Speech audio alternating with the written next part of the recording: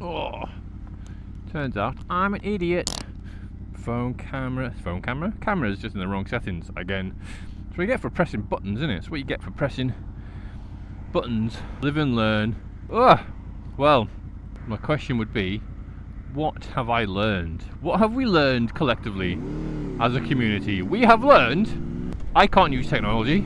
Apparently, can't tell the difference between my camera going, pictures taken, and a recording starting. That's embarrassing. More embarrassing because it means that I was essentially just in my garden talking to myself. And not actually recording anything. It's alright when I'm recording, because then I'm not actually talking to myself. I'm talking to everybody. Yeah. I'm not a weirdo. Second thing I learnt was that making shorts to piss people off, to have a bit of a giggle, wind people up, right? That's all fun and games, unless those videos do well.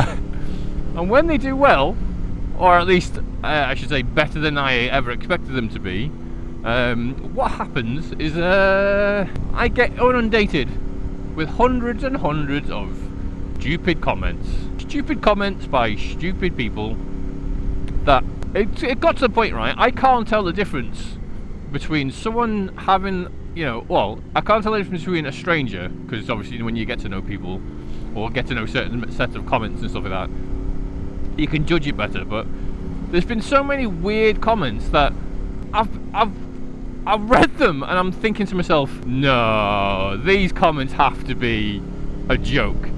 People can't, seriously think the things that they're saying, but I just don't know. So like, I try and bite a little bit to see whether someone goes, I was just kidding, what are you doing? But no, I think people are actually genuine with some of the weird things that they've been saying. There was one guy complaining about the e-bikes, or complaining about my e-bike video, whatevs, and he was talking about how he goes, the UK's been behind Europe for over 20 years. These are legal in Europe. People in Europe are using them. I'm like, no, it's the same law. 15.5 miles an hour. It's the same law. It's like in America you can do 28, I believe, 28 miles an hour on an e-bike, and the guy wasn't pedaling. So unless he's got some killer momentum, that and the fact he went through a red light. That and the fact he's on a black bike, dressed in black, with his hood up in the morning, going through a red light on an illegal machine. It's just like, it just compounds the stupidity. And it's then you got, the grass comments. I just don't understand that, right? Whenever someone says, you're a grass or a snitch or whatever, right? I can only assume that the person who says it is also a criminal, some sort of law-breaking scumbag. Because otherwise you wouldn't be asked, would you? Snitch, snitch. Well, I'm sorry, I'm not a criminal. I do bend the rules sometimes. Oh, look at them coppers. Oh, look at them, looking for some civil unrest. They'll find it, and then they'll do nothing about it. Well, it depends on... No, I'm not getting into it. Not doing it. I've noticed, right, some very, very spicy comments, though, being made towards ethnicity and the colour of one's skin, and I've not wanted to respond. I didn't want to egg anything on or anything like that. I probably could have maybe deleted the comment or something like that, but I don't know, I just didn't want to do anything I just wanted to ignore that it happened and then move on. There's someone going I bet he was brown, right? Which is a weird thing to say, considering it's a camera, a video even, and you can see that he isn't. You can quite clearly see that. I don't know what relevance it would have anyway. People are equating stuff at the moment to race and stuff where it shouldn't. I don't know. It shouldn't be there. It shouldn't be the question. But hey ho, what do I know? God, I hate this roundabout. And there's someone in my spot again. People are doing this on purpose now. I swear. It needs to be stopped. Not to sell filling jerry cans. Oh, it's okay. That's because of the naughty boys, isn't it? It's because of the naughty boys. It's nothing to do with good boys like me. Boom, boom.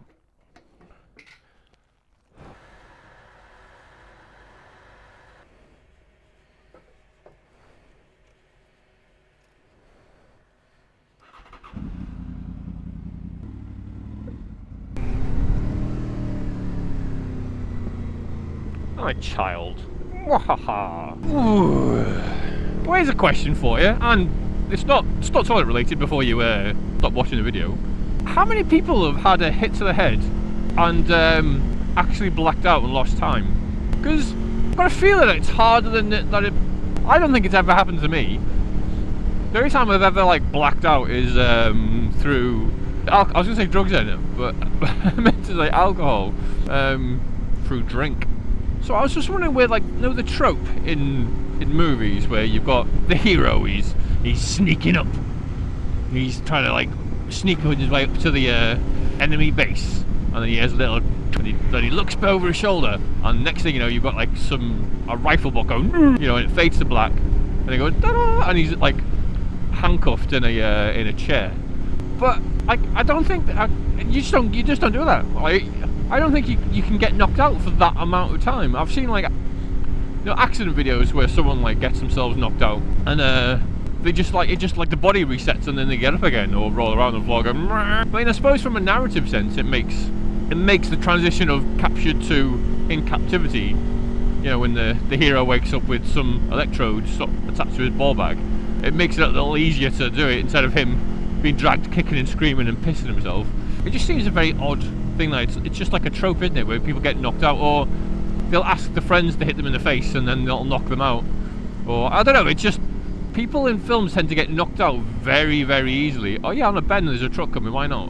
Just I don't know, pay no attention to the road. Oh, little Tash. Whee. I tell you what, the current film trope that is really starting to bore me though is like the overpowered like fighter. Like, I caught the tail end. My wife was watching, oh god, what is it? It's like a World War film with Superman in it and Jack Reacher. Henry Cavill and I was going to say Alan Reacher? Fuck. Nah, big guy, you know, the guy's built like a proper unit. And there's a bit, like the bit I started watching from is then they sort of walk into a fucking enemy base and they just mow people down casually. Like it's not even like any kind of like effort or it just. And I was watching that and I was thinking, well, where's the, you know, where's the spice? Because I just assumed that the rest of the film's going to be, you know, no difficulty, and it was. I think one person got clipped in the shoulder, and that was all that happened.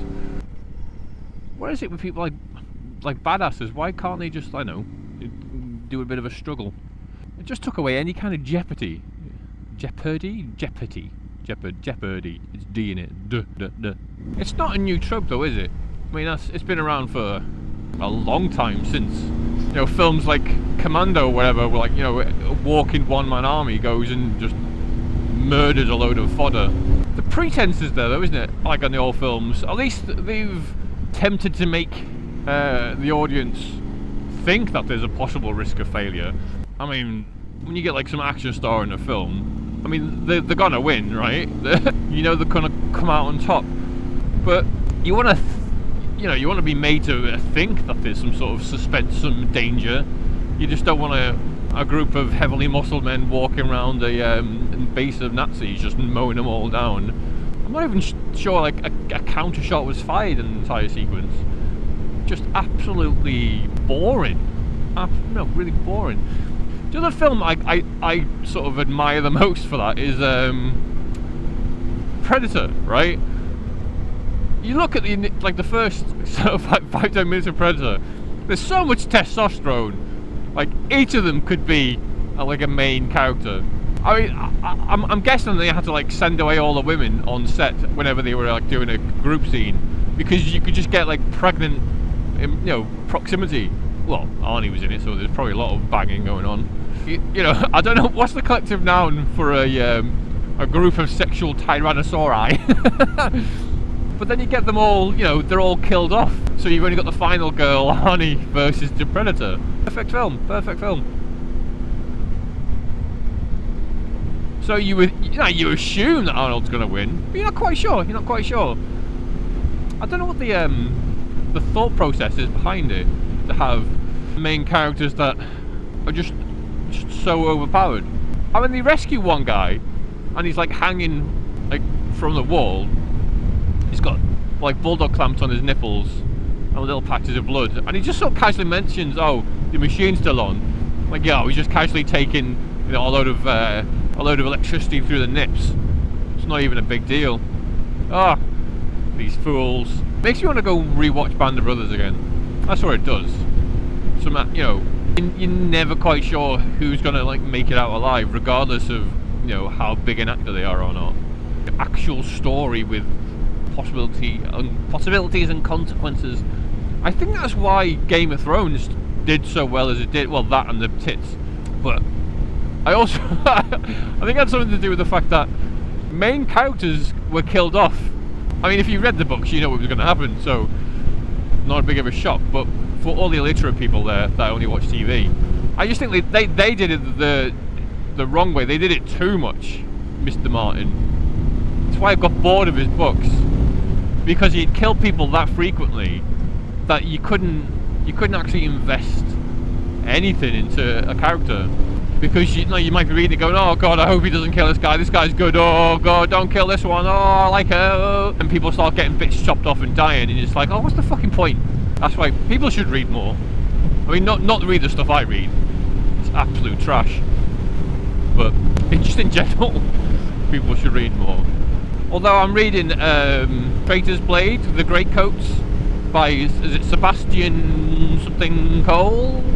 I think. It's pretty good so far. Pretty good.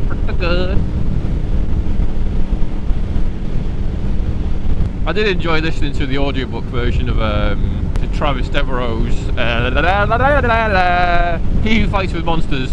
If ever there's a book series that can make me guffaw out loud, that'd be the one. And for the maybe the one of you that might have also read it, Gary, that's all I'm saying. That's all I'm saying.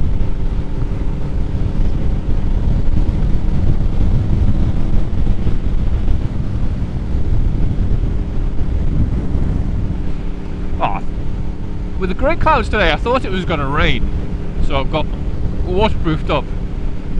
It's going to be a fucking blinder again, isn't it? And I'm going to drive home all sweaty bollocks. Some Betty Swallocks.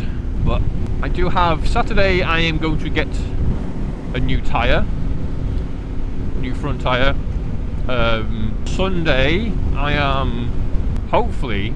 I say hopefully because I'm probably going to go still, regardless. But if it gets called off in any other manner apart from YouTube, I just will not know. The Pudmoto meet is happening on Sunday, so that would be my first biking meet. Unfortunately, it's 2 hours drive away, or 2 hours ride, if I go by motorways. So I don't know how I'm going to play that, whether I do back roads there, or just like gun it down the motorway. I mean, do the speed limit and the speed limit only, and no more than the speed limit down the motorway, ignore that, and then do the ride out and do, I don't know, it depends on the day, but I'll have nice fresh rubber to do it in. You always want to do it with rubber. Nice fresh rubber. Look at that. E-bike, wanker, scumbag, all in black, on a bike, no lights. It's like people want to get knocked off.